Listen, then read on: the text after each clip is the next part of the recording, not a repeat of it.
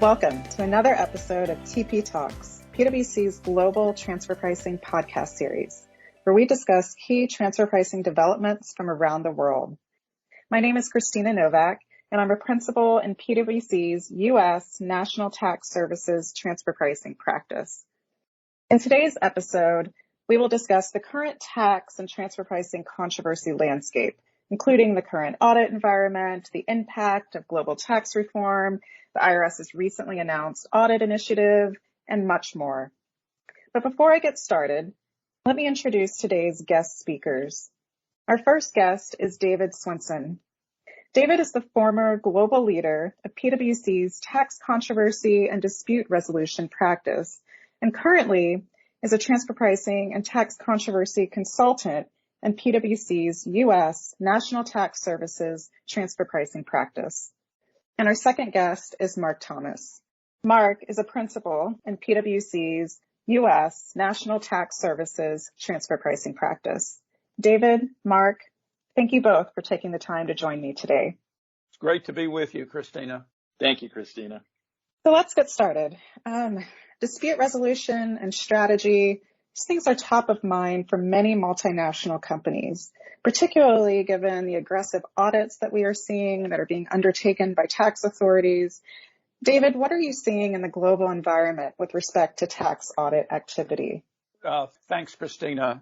Good to be with you, as I said. Simply stated, if I had to put it in a nutshell, I would say that corporate tax audits are increasing around the world and at a rapid rate. Traditional audits are morphing into different types and forms, and they are becoming more intense and challenging, and, of course, more costly to handle and defend. The amount of the tax assessments are also becoming substantially larger. It's not uncommon at all to have assessments or adjustments in the hundreds of millions or even billions of dollars, and tax risk is rapidly increasing. So this is really based upon empirical evidence and actual experience that we have. The recent OECD statistics show that more than 360% increase in the cross-border tax disputes in OECD countries over the last dozen years or so. And the main countries, the top five, so to speak, have been Germany, the U.S., France, Italy, and Belgium. But we're also seeing increases in audit activities in other countries such as India, China, Mexico, Brazil, Canada, Spain, and many others. This creates a real challenge for multinational companies operating in dozens of countries around the world. Kristina, I would say that gone are the days where a corporation's brand name or the size of its operations in particular country were the primary drivers of audit selection. Today, tax authorities are using information sharing techniques, expanded corporate reporting, e-filing, and even front-page news about corporate activities to target multinational companies. With all of this, we also see the tax authorities, they're cooperating and working together as never before to assist in information gathering and data sharing. Tax audits are a high priority for tax authorities around the world, and we're seeing them continue to increase as governments need to raise revenues as a result of the pandemic and for infrastructure spending and other factors. But interestingly, despite cooperating, they are also competitors because in many of the cases, it's a zero-sum game with both governments or even multiple governments chasing the same taxpayer, chasing the same dollars, and attempting to tax the same income. This raises a threat of double taxation, and the specter of double or multiple taxation is an acute risk. It can even be career-limiting development for some corporate executives without careful planning. Thanks, David. Those are pretty alarming statistics on the rise in tax audits across the globe. David, have you seen any changes in the tactics or approaches either by the IRS or other taxing authorities? Yeah, absolutely, Kristina. I mean, this environment is generating a lot of activity. And in addition to traditional audits, we're seeing increased use of emerging audit approaches such as simultaneous audits and joint audits, the use of the OECD CAP program. Each of these techniques raises specific challenges for taxpayers, and it can be difficult to manage. Historically, joint audits have been rare, at least outside of Europe, and have had relatively moderate success. But this is changing as several countries like Germany are requesting joint audits with other countries.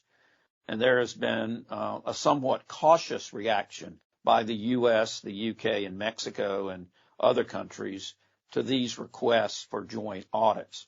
Concerns have been expressed about the allocation of audit resources, the proper role of competent authority, the lack of a built-in level of independent review once a joint audit reaches a conclusion, and even a take-it-or-leave-it approach in some of the cases. Nevertheless, there are certain governments willing to engage in joint audits, and we're going to see more of them as we go forward, we expect.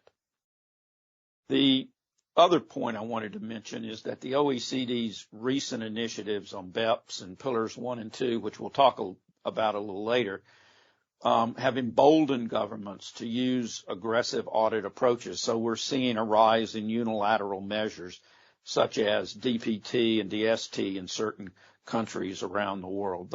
The bottom line, Kristina, is that companies are facing the most challenging global tax audit and dispute environment in history, and development and use of proactive strategies in this environment are critical to limit the risk and to achieve success. Well, I couldn't agree more that we are definitely in the midst of a challenging dispute environment. What do you think is driving this increase across the globe in these tax audits? I mean, I know you alluded to some of these factors before, but I think this might be good to sort of highlight some of the key factors for our listeners.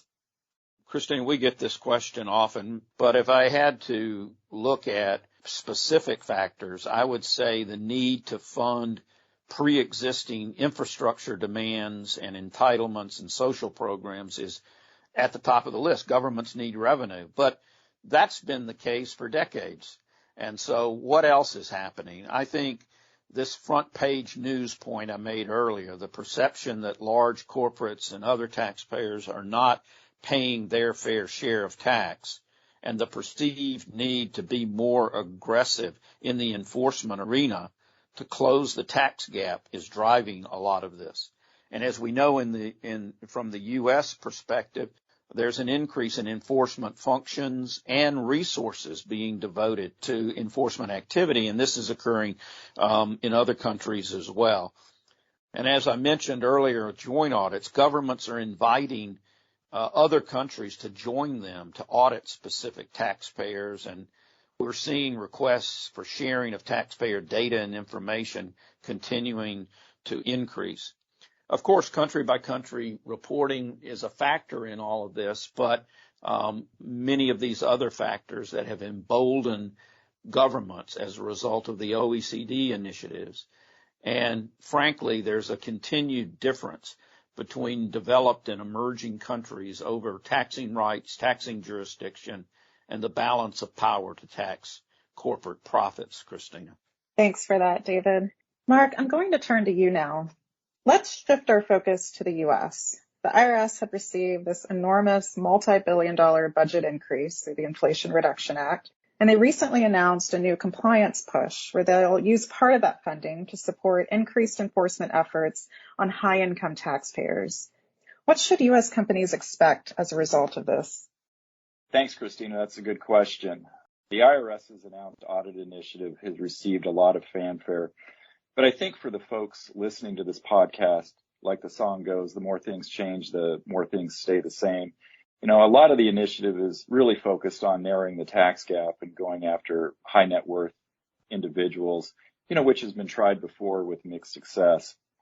And, I think for the multinational companies, I think it's going to be a lot more of the same with the focus on transfer pricing issues. And, really that's where the IRS and the other taxing jurisdictions think the money's at, and the IRS has frankly had a number of recent wins in the transfer pricing arena. They're getting better at developing cases. The exam teams certainly seem to understand transfer pricing.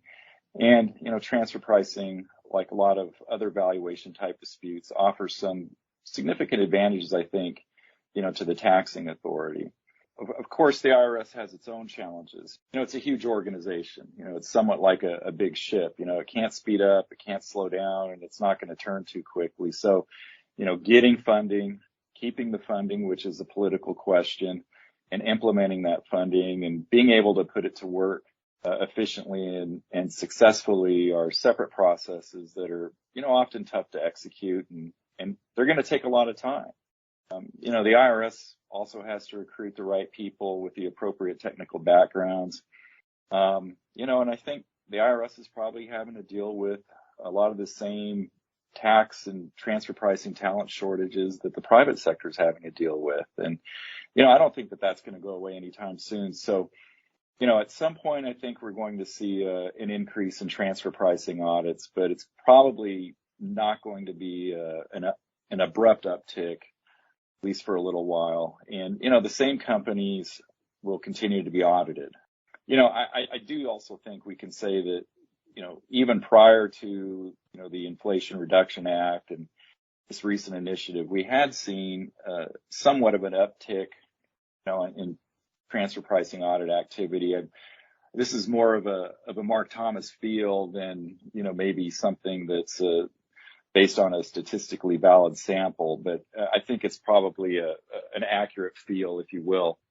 I can say that these audits have been very thorough and frankly very aggressive by the IRS in a lot of cases. We're seeing and hearing about a lot of companies' longstanding TP policies being challenged wholesale by IRS audit teams, who are taking a fresh look at things and, I guess, quote, kicking the tires on, transfer pricing methodologies that the taxpayers might have thought were okay and, had, quote, worn quite well in at least one or more prior audit cycles. And, we're also seeing the IRS effectively restructuring transactions in a few cases. And, I guess that could be a topic, from a legal aspect, for another podcast.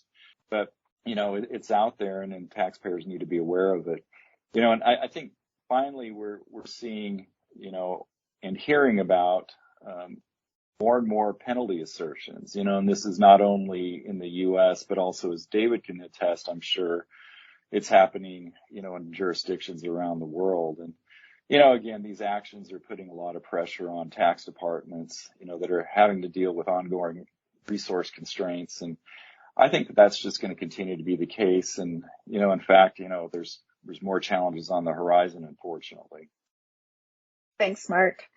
You had mentioned taxpayers can expect to see an increase in transfer pricing audits, and I completely agree. And I also think that matches statements that we've heard from the IRS saying that they plan to expand audit coverage of transfer pricing issues and even using data analytics to help with assessing transfer pricing risk. But Mark, are there any specific industries that will be facing greater audit and controversy risk in light of the IRS's new audit initiative? Kristina, that's another good question. I've always thought of the IRS or, just taxing authorities in general going after specific transaction types, rather than by an industry or sector per se. I think industry is somewhat incidental to the issue. And, by that, I mean, again, where's the money at? And it's transactions involving IP, intangibles, high value services, large dollar procurement, sourcing commissions. These are things that, we're seeing coming under a lot of scrutiny with the IRS.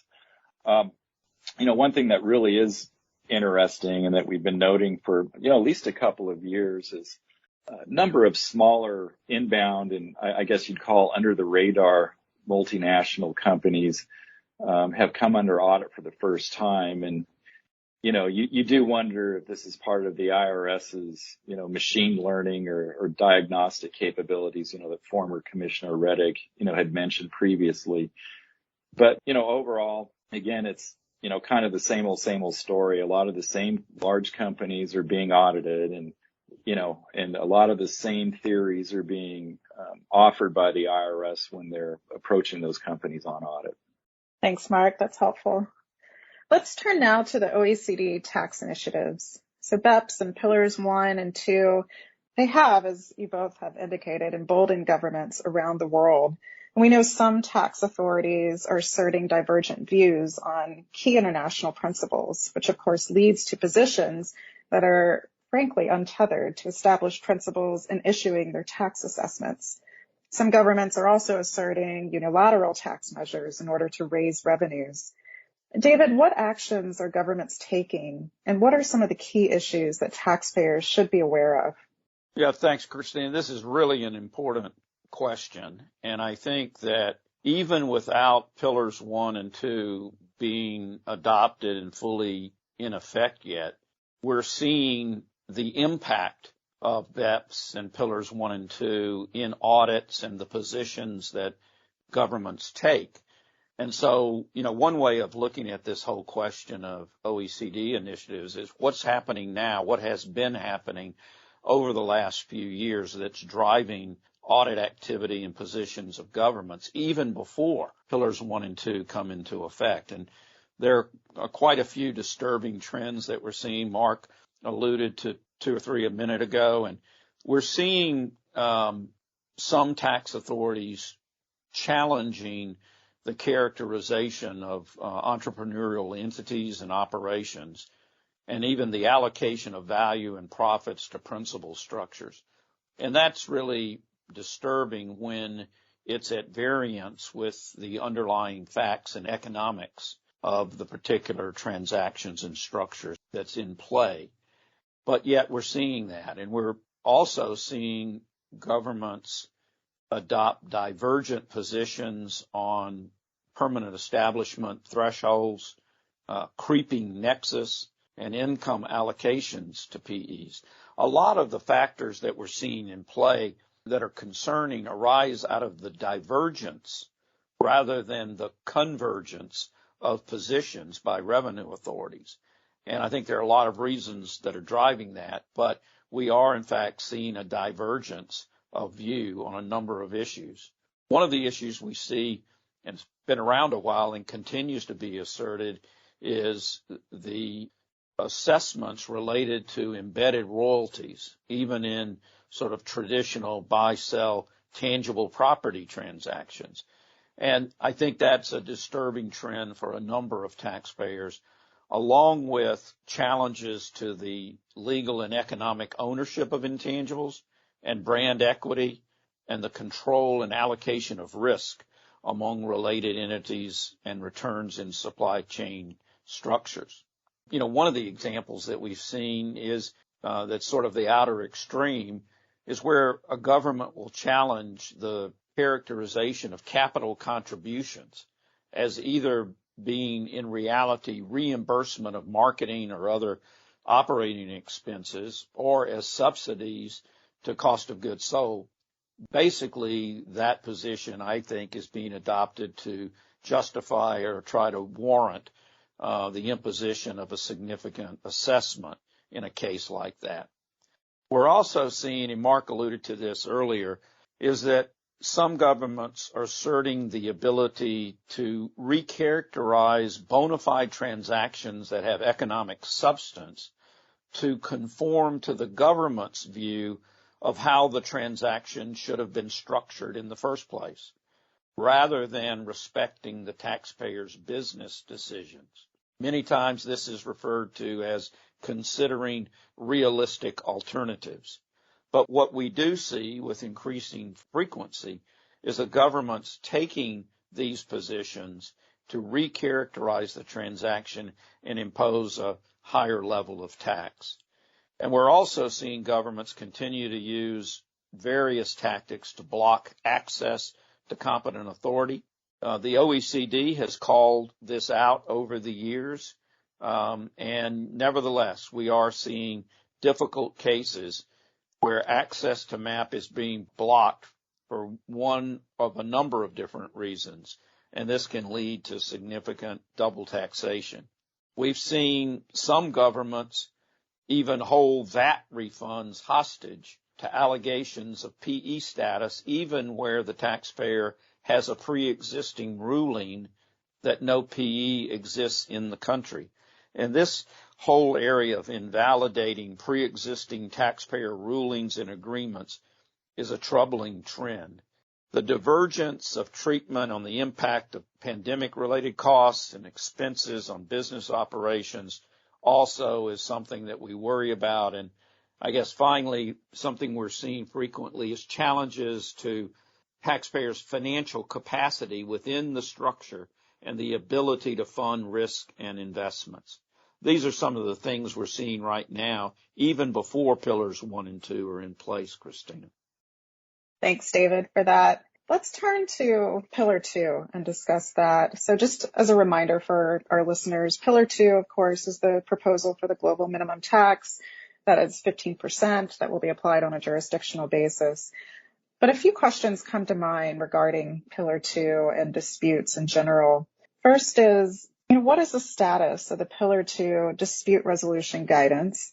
Second, will Pillar 2 override the provisions of bilateral tax treaties? Third, how will APAs and MAP cases interact with Pillar 2? Mark, what impact or approaches do you think Pillar 2 will have in the dispute resolution area? Well, Kristina, I think the topic of Pillar 2 and bilateral tax treaties will deserve another podcast. And I think quite a few trees have already died in some of the discussions relating to the legalities of that issue. Right now, I think the status of Pillar 2 dispute resolution guidance, I think it's essentially at the intersection of non-existent and uncertain streets, right now. I honestly don't have a lot to say other than maybe that stating my fear and fears is the same as making a prediction. I don't want to make any predictions, but I do have a concern that there won't be an agreement on a comprehensive and or satisfactory dispute resolution mechanism for Pillar 2 related disputes. And, as a related matter, I have some concerns that the sustainability of Pillar 2 is in question if certain key countries do not adopt it, which will be tinder for trade wars and multilateral controversies. And, I do think I can make one prediction, though. It's kind of like what Clubber Lang said about his next fight with Rocky in the movie Rocky 3 and his prediction. What was his prediction? And he said it was pain. And I think that that's something we're going to be in for as this process unfolds, unfortunately. Yeah, I would agree with that, Mark, particularly, this whole concept in Pillar 2 of UTPR, the stick that's sort of been added to Pillar 2. And I think that's what you're alluding to, UTPR being undertaxed payment rule. And if, as you indicated, certain countries, let's say certain large players, don't adopt Pillar 2, then we're going to see a very difficult situation where multiple jurisdictions may make assertions of increased tax liability and allocation, where the country that's not participating will have a very difficult time in responding to that. And that could even, depending on how it rolls out, the leading role of all of this or direction could be even trade sanctions and sort of never-ending multilateral audits and disputes. Absolutely. Mark, what do we see in terms of potential significant tax controversy issues that will arise in the context of Pillar 1 and Amount B? With respect to Pillar 1 in general, one thing that we have noticed is that there do seem to be, and I think David mentioned this, there do seem to be an uptick in PE assertions in the U.S. and around the world, fairly recently. And, it's enough to make me wonder if the taxing authorities, are looking at some of the new taxing rights and nexus principles in Pillar 1 and thinking to themselves, hey, these are pretty nifty. Why not stretch the existing principles to get some additional revenue? And I think that there might be some of that going on, although maybe, again, that's my conspiracy theories running amok. Regarding Amount B, a lot of elements still need to be sorted out, including some basic questions in my mind. And I think the first one is whether amount B is going to be mandatory or if it's going to be a safe harbor. And I think the intent is for it to be mandatory, but again, that's something I think that's still in the works of being sorted out. And there's a lot of basic questions, I think transition questions, that are still under debate, and I think a lot of countries are going to find offensive. And one of those is the ability to supersede the pricing matrix, that's was shown in amount B with the qualifying local data set or a low sovereign credit rating. A lot of the inclusive framework countries are not going to like that. And whenever you see things like that, you always wonder if the exceptions will replace the rule. And there's other basic questions too. And again, these go to implementation. How are things going to be integrated, overlaid, or superseded, for what could be a long transition period? One of those is whether the amount B approach may also be considered by competent authorities in resolving mutual agreement procedures, even though neither the taxpayer nor the tax administrations of those jurisdictions involved have asserted the application of the approach. And we also have, I think the one bastion of certainty is, what about future APAs or APAs that are currently under negotiation? How are they going to be handled in conjunction with amount B? So, I think that there's still a lot of things, a lot of elements with respect to amount B that are still in flux. And, again, whenever you're implementing something new, and, these things are new. I mean, these are paradigm shifts, in the international tax world. The devil's in the details of their implementation, and, even simple things kind of become complicated all by themselves, and, different stakeholders see things differently. So it'll be another interesting process that we have to go through. More uncertainty. That seems to be the theme here, which of course will inevitably lead to more disputes. So Mark, perhaps your Rocky analogy of more pain is spot on. But let's turn to dispute resolution mechanisms. Specifically, what impact are we seeing on traditional dispute resolution options now that tax controversy has increased around the world? What about new dispute resolution options? Are there any viable options on the horizon? Mark, I'll come back to you for this question. Thanks, Kristina. Regarding the traditional MAP and APA alternative dispute resolution mechanisms, I mean, look, there's been increasing pressure and backlogs on those dockets, for quite a while. And, I don't see that lessening. And, the cases are getting larger and more complicated. Countries are in need of money.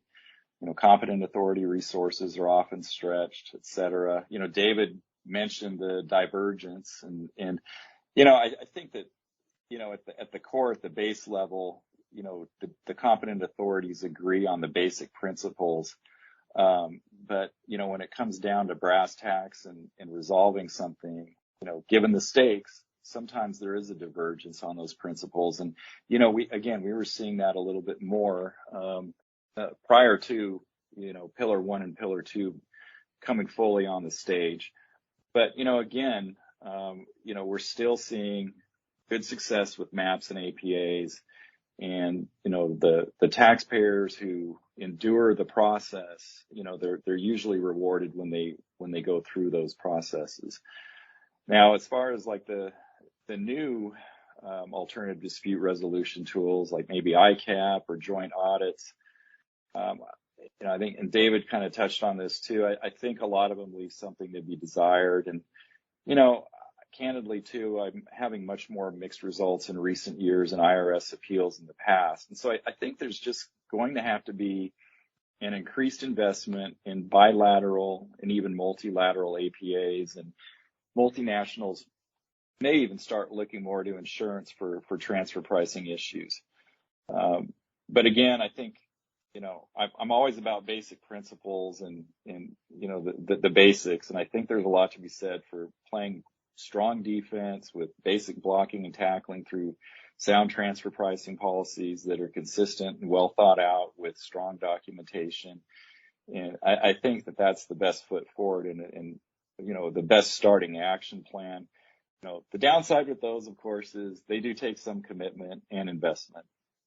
Mark, I agree with all that. Those are good points. And I would just add that, if you think about tax audits and adjustments as sort of a funnel, with the top of the funnel being the largest area and the assessments being thrown into it, they have to exit somewhere going down through the funnel. If the bottom of the funnel is litigation, then they have to exit either at the audit level or administrative appeals or APAs or MAP cases. And the system is really under strain right now. So one can only imagine if we're throwing more cases, more matters into the funnel, into the hopper, it is going to put increasing pressure, I think, on the system. And there is an increase in tax dispute mediation and treaty arbitration cases, but frankly, with mixed results and really an uncertain future about how effective they will be in resolving disputes in the future. So I think the bottom line is the whole system is under strain right now, and I don't see an alternative on the horizon to the existing structure that existed for decades. Thank you both for that. Turning back to you, David, given the current state of the global environment, is there any impact on how governments reach an agreement on cross-border cases under all of this increased pressure? Yeah, absolutely, Kristina. And I think one of the most significant ones, and this may be surprising to some that are listening to the podcast, is that in some of the larger, more difficult cases, we see a disturbing trend that the authorities in different countries essentially agree to disagree on certain basic issues and cases. There's an increasing number of cases where the governments in question don't agree on the primary technical issues or the applicable controlling authority or the characterization of the taxpayers' entities or the specific TP method that should be applied. And all of this is leading to more and more uncertainty. What they do agree on at the end of the day in some of these cases is basically the amount, the dollar amount, the euro amount, whatever the currency is, of the assessment. And many times they come to their conclusions in what could be called an opaque box. What I mean by that is we don't have visibility into how they reached the resolution. In short, they don't resolve the case on a substantive basis applying a specific method, but just agree on an adjustment. And obviously this leads to many negative consequences for taxpayers and governments alike, indeed all stakeholders. So it's unfortunate, but in many cases it's where we're ending up today, particularly the more difficult and complex controversies. Thanks, David. With everything we've discussed, so we have increased audits and enforcement activity both in the U.S. and abroad, unilateral actions that are being taken by governments. What is some practical advice? Like, what should companies be doing to avoid potential audits and controversy? What are some of your recommended best practices in this area? Yeah, Kristina, I think there's sort of a laundry list of best practices. I think companies should proact now through a combination of strategies in this environment to prevent disputes from arising in the first place. They should open up lines of communications with tax authorities and develop enhanced or cooperative compliance relationships where they can, where it's possible. And they should develop a reputation of working cooperatively with tax authorities and being a compliant corporate citizen. But those are all just aspirational and should try to put them into place, but it's really not enough. Taxpayers need to consider advanced pricing agreements and rulings as preventative measures. They need to make sure that there's proper contemporaneous documentation of the transactions and the contractual relationships. They should build robust audit defense files and monitor and ensure that a company's course of conduct matches the terms of the contracts and the functions that were originally designed to be part of the overall structure. Some taxpayers even conduct mock audits to try to get ahead and pressure test their structures and operations. I think companies need to make sure that they are looking at the allocation and control of risk among their related entities and test them for commercial and economic rationality. There's a great deal of focus at this time by governments in this area, Kristina. Mark, what about you? That's an awesome, pretty solid playbook, that David just laid out. Maybe touching on something a little different for tax planning. I've always thought that, you kind of are who you are. And, that forces you to play to your strengths and organic substance. I've always thought that a business should try to concentrate its activities, where possible in countries with a good treaty network, and with competent authorities who have, reasonable experience, try to get selective APAs and ring fence your risk. Again, I keep mentioning this and part of it harkens back to, way back when I was in-house, executing these things, takes patience, time and a commitment. And, it's not always easy to do in a time of budget constraints and scarce resources and frankly dealing with a little bit of human nature too, in concluding things. But I think that these are good building blocks for best practices in this uncertain tax area. Mark, David, it's time to wrap up. But before we do, I'd like to get your final key takeaways from both of you. David, why don't you start? Yeah, thanks, Kristina. It's been great being with you and Mark today. In addition to what we've already discussed, particularly the best practices that Mark and I just talked about, I think it's really important for companies to realize that the audit activity and the crosshairs focused on them is likely to continue to be a realistic possibility in this environment. And they should be proactive in controlling their specific factual narrative and their legal and economic position so they can get ahead of the audit and the likely dispute that may arise. Also, preventing audits and disputes from developing and doing that in advance, if at all possible, which Mark and I have alluded to several times. But we need to be equally prepared to defend against an aggressive tax authority challenge if we don't have a prevention step in place. And finally, I'd say with increased data sharing among governments and outside parties, this invites public scrutiny. So it's important now more than ever for companies to manage their reputational risk in addition to using dispute resolution best practices and emerging alternatives for resolving tax controversies. Yeah, the changes we're seeing in the tax world due to technology and increased transparency and just whole new international tax paradigms, these are unprecedented and, it's a lot for companies to deal with. It's really overwhelming.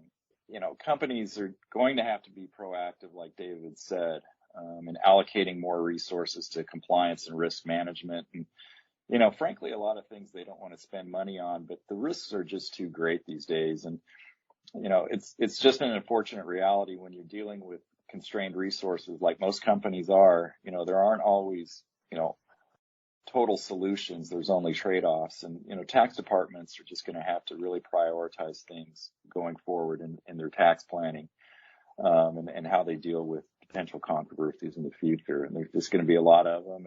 And you're going to have to carefully weigh how they allocate their resources. As we wrap up today, it is clear that navigating the audit uncertainty in this current international landscape can be challenging. And there's so much of it that's outside of our control. We have tax authorities that are ramping up their enforcement efforts. There's increased data sharing among tax authorities. And then we're simply layering on more uncertainty as a result of the BEPS 2.0 efforts. But as David and Mark outlined, there are things that taxpayers can do that are within their control and steps that they can take to mitigate these risks.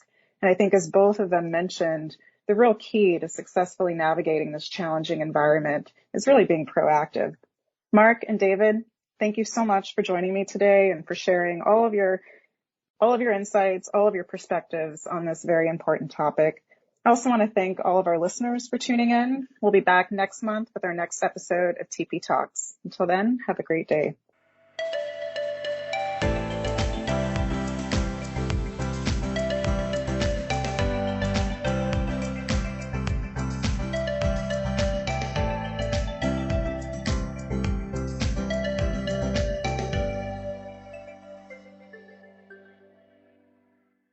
This podcast is brought to you by PwC, all rights reserved. PwC refers to the U.S. member firm or one of its subsidiaries or affiliates and may sometimes refer to the PwC network. Each member firm is a separate legal entity. Please see www.pwc.com/structure for further details.